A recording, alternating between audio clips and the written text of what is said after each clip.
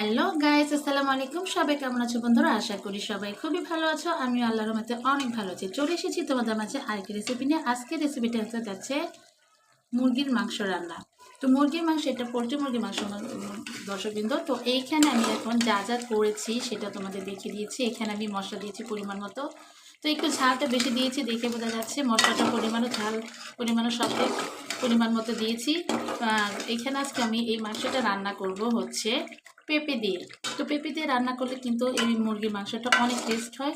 তো আজকে কীভাবে রান্না করছি সেটা শেয়ার করছি। তো প্রথমে আমি এটা ভালো করে কষিয়ে নিয়েছি মাংসটা। এখন দিয়ে দিব পেঁপে। তো দেখো, পেঁপেটা আমি কেটে নিয়েছি। পেঁপেটা হালকা একটু লালচে হয়েছে, মানে পাকতে বসেছে। তো এখানে কয়েকটা কাঁচামরিচ দিয়েছি। তো সবটা এখন দিয়ে দিব। তো পেঁপের সাথে মাংসটা এখন ভালোভাবে মিক্স করে নিব বন্ধুরা।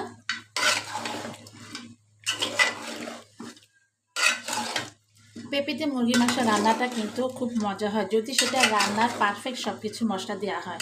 তো আমি এখানে সব মশলা পরিমাণ মতো দিয়ে হালকা একটু পরিমাণ বেশি দিয়েছি, যেহেতু আমি পেঁপে দিয়েছি, পেঁপের স্বাদটা যেন বেড়ে যায়।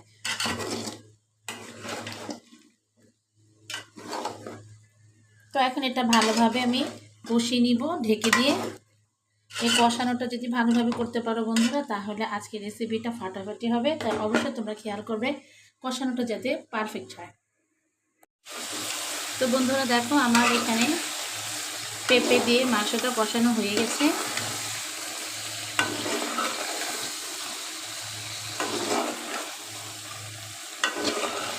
এখন এখানে আমি পানি অ্যাড করে দেব।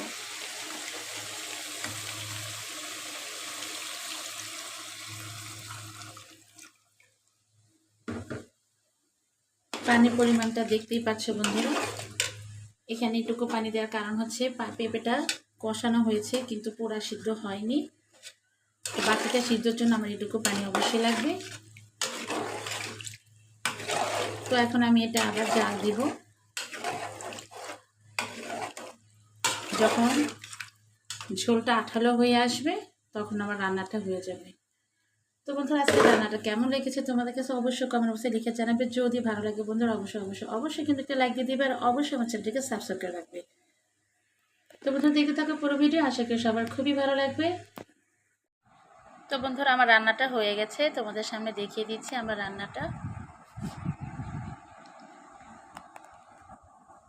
তো যারা পেঁপে তরকারি পছন্দ করো, একবার হলো এভাবে করে দেখো, আশা করি তোমাদের খুবই ভালো লাগবে।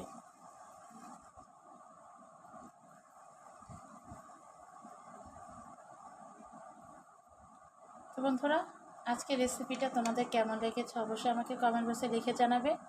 আর কে কে এই রেসিপিটা পছন্দ করো পেঁপে দিয়ে মুরগির মাংস রান্না, তারাও অবশ্যই আমাকে কমেন্ট বক্সে লিখে জানাবে।